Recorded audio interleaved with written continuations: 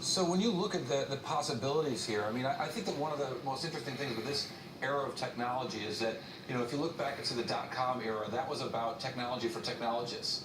But this is when technology is just changing everything, whether it's all the way down to the consumer or certainly throughout the enterprise. Are there particular areas that you feel like this new digitization is going to help Siemens change a business operation? Yeah, I mean, as I said, it's the whole 9 yards of the markets which we're covering. But let me give an example on manufacturing. So what we do is, actually what you want to do is you would drive productivity in manufacturing and you would shorten your time to market. We do that in really creating a digital twin of your products as well as your manufacturing sites. So you can simulate the product as well as how you manufacture it. You run all your cycles, and once you're ready, then you can download all the software to your real world, to your automation device, and run it. You can skip A and B samples, go for a quick C sample, and shorten your time to market, and drive efficiency and productivity at the same time. So this is really when digitalization and domain know-how meet each other and create value for the customers. Is rapid prototyping about that 3D printing, or is that, I look at that as a technology that's been vastly overhyped, but it is very interesting. Absolutely. So rapid prototyping, 3D printing is something which helps you in that phase, so that if you really want to make a quick try on what you're doing, what you want to produce, you can do that.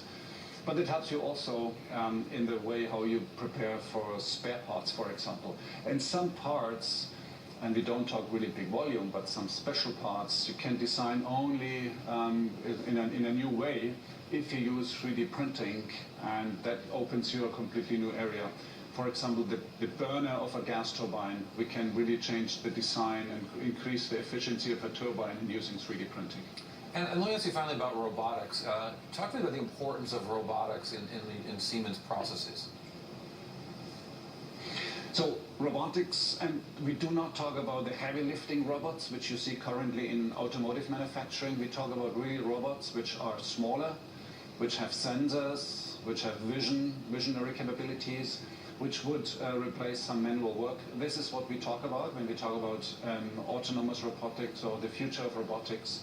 And they would really go into the manufacturing process and really drive productivity there as well. That's where we are active with our automation devices, our software as well.